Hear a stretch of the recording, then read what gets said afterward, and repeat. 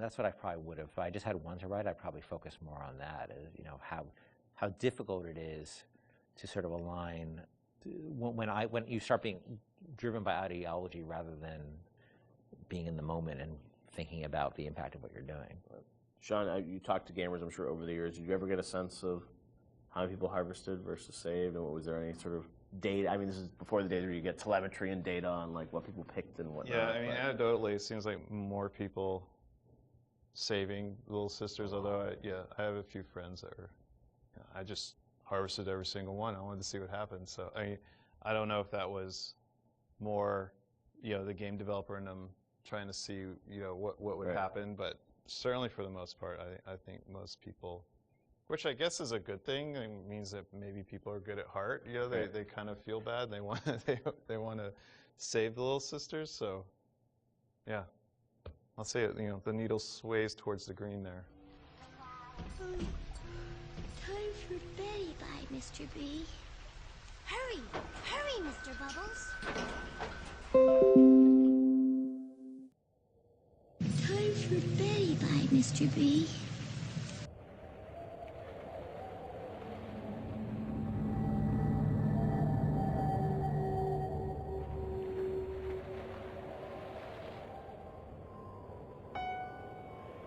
The illusion of choice is a thinly veiled dynamic that drives many single-player gaming experiences. And while many developers spend a lot of time trying to convince players that choice is real and authentic in their games, the truth more often is that choice is a superficial concept in gaming narrative.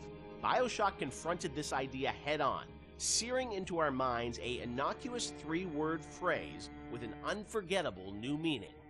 Would you kindly?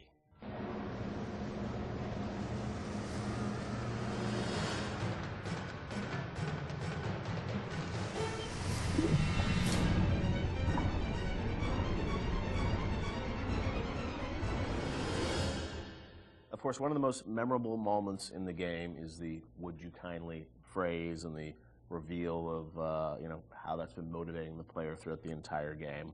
It's still, to me, one of the most classic kind of narrative moments in games in the past decade. What's interesting about that phrase is that it didn't always start like that. Can you tell us sort of about the evolution of sort of the the conditioning of the player? And there was once "Excelsior" was the phrase once. Yeah, this is. I'm trying to recall some of this. So we had the idea, because we had the Andrew Ryan scene very early, and we knew sort of all the events that would happen. There were phrases before there was "Would you kindly." The notion existed and what it meant and what it was, but we didn't actually have the phrase "Would you kindly" until later. So we had a bunch of terms we threw in there.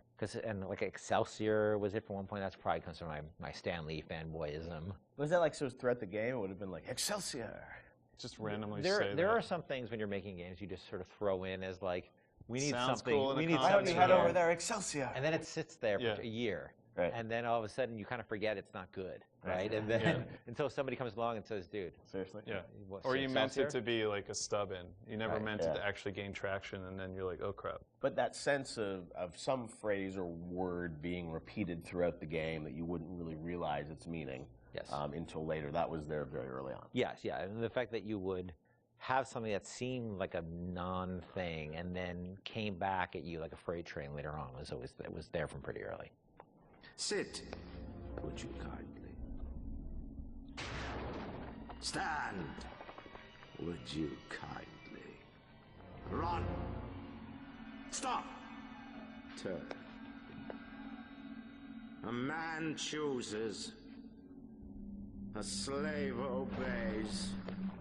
So that phrase evolved, but talk about that, the sort of meta-narrative of, being in a game, thinking that you have a sense of choice and making these decisions, but then obviously realizing that the player ultimately didn't have choice or was conditioned in a way that they would react to that. That was, sort of a new idea for a game. Where did that come from on your side, kind of? Was there sort of a deeper sort of, meaning behind it? No, look, I think I was always interested in the concept, whether it's, Oedipus, not to get too pointy-headed here, but Oedipus sort of thinking he has, I'm going to leave, this city and go to another city because there's been this prophecy about me and I'm going to avoid my fate and I'm in complete control, and then finding out he's not in control at all, to the Manchurian Candidate, which is a story I love about, somebody who you find out is just a puppet, living a life of a man, and Fight Club. You know, I always love those kind of stories about who am I and what is my agency in this world. Because look, we struggle. I think everybody struggles that. You know, how much do we really have control over, and how much is, you know, our boss or parents or whatever telling us what to do. So that seemed like a natural thing for a story, and because it came from movies, that idea a lot, and plays, I don't think it was very, there was a lot of, it hadn't been explored in games really, and games are particularly interesting because games... Because you feel like you are interacting with choice, And you're really being, you know, most games, especially at the time, you're really just being railroaded down a corridor. It's very easy to underestimate gamers, and I think probably I did a little of my own underestimation there, that it would be a little too pointy-headed for people, but people seem to really engage, probably because it spoke to an experience they had, a struggle as a gamer they've always had, which is like, I want to control, but how much control do I really have in this game? True. And Sean, I mean, it was also something that, you know, was a great surprise when you played through the game. And I'm sure, even for people on the team, did everyone know that when Ken was sort of doing it, or did it was revealed as people played through it? I think, I mean, at some point the entire team knew. It wasn't, it was something that was talked about with a smaller group before, you know, it was brought to the entire team. Early on, when you heard the idea and you just kind of clicks, right? You're like, okay, like I totally get this. Did like, people get it? I seem to remember people looking at me like I was like a lunatic. Maybe not the specifics, and maybe it's the Excelsior, or maybe you're talking about the Excelsior time, but the idea that you don't really have choice, and exactly like you said, you played through how many video games, and everybody's game is going to end the same way. You're going to kill these people, you're going to pass through these checkpoints, and you think you have a choice, but ultimately the only real choice is stop playing the game. So the idea that we're kind of like taking that on resonated. Now the actual, like, is it Excelsior, or is it the Latin phrase I forgot, or if it's would you kindly... See, here's how I remember it, and I could be, you know, I could be wrong. Yeah. I can remember being so surprised by the outside reaction, because I remember the internal reaction being completely nobody connected or engaged to it. I mean, we worked on it. Yeah. And so I was kind of surprised by the outside reaction, because I kind of thought it was like, you know, as I said, it's a bit academic, right? Yeah. And it could also be a function of... We're playing it close to the vest. I could be misremembering it, or it could also just be a function of nobody making the game had the experience of playing it through and getting to that moment. Yeah, that's what I mean. Like, it was revealed to them in advance of really playing it, so it wasn't that surprise. Yeah, they had seen it in all its really half-assed, development stages on the way. Out of order. Yeah, out of order and all that. And it's not really something you can play test over an afternoon, because it takes a little while to get to that point. You need to lack the knowledge about what the game is to be able to sort of have that experience all the way through. I know you guys have talked about the idea of Atlas, the voice actor changing, and it was, I guess, very important that you nailed that actor, right? And you trusted that actor until there was sort of the Fontaine reveal and sort of understanding that. Yes, trust was everything there, right? And so there was something about either the actor or the writing or the accent that just people immediately said, this guy's no good. Right. When the first Atlas we had, because you have to trust this guy, and if you don't, there's no trust, there's no punch in the gut. I think we've really focused on making him have personal stakes in the story as well. That he had his family trapped. Of course, it was all fiction, right? But he had skin in the game. He sort of spoke to you as a friend, and especially because the whole world was so hostile to you. I think it took a while to get that exactly right. Listen, I've got a family. I need to get them out of here. But the splicers have cut me off from them. If you can reach them in Neptune's bounty, then maybe, just maybe... I know you must feel like the unluckiest man in the world right now, but you're the only hope I'll ever see my wife and child again.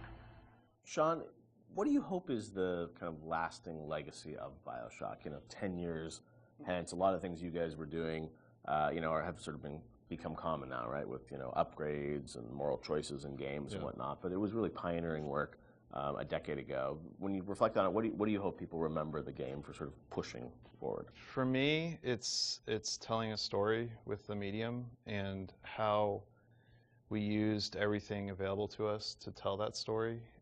We used the environment to set up the backstory of Rapture and really create a sense of space, which I think is vitally important to getting the players to trust that, to sit down and kind of like just be in the space and let these things happen.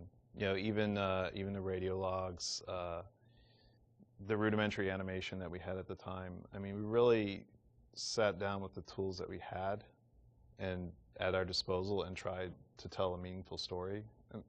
Maybe not meaningful, but something that would be memorable to people that they could take away and, like you said earlier, have that water cooler moment where they're excited enough to talk about it after they put the controller down. So for me, I think the legacy is that it was a story well told. For me, it was a sense of place, being like the Rapture's a real thing, even though it's not. You know, it's actually a very crude, you know, from the time, you know, a relatively crude bunch of polygons and texture maps. You know, it's only, the original game was only in 720, I think. And I played a lot of it when we were testing it on a 14-inch, like, you know, SD television. That it still felt like a sense of place in the music and the characters, that it's a real place. And I think that my memories of the Bioshock games is that I take away that Rapture's a real place and Elizabeth's a real person. Those are the two sort of big things that stick with me with those two games. And that's sort of what I'll always, you know, carry forward with me in my life. Bioshock is, you know, it's a place, but as we saw with Infinite, I mean, it's an idea and it's a sort of a type of game. I think a lot of people say like, oh, this is a, you know, a type of experience. When you think about, you know, your career, where you guys want to go, I mean, that idea of those types of games, do you miss it now that you've sort of moved on to other things now, or do you feel like it's sort of, you've closed that chapter? I mean, it's always a part of what you do. Like, System Shock 2 was a part of Bioshock. But it wasn't System Shock 2. It was you know, you're growing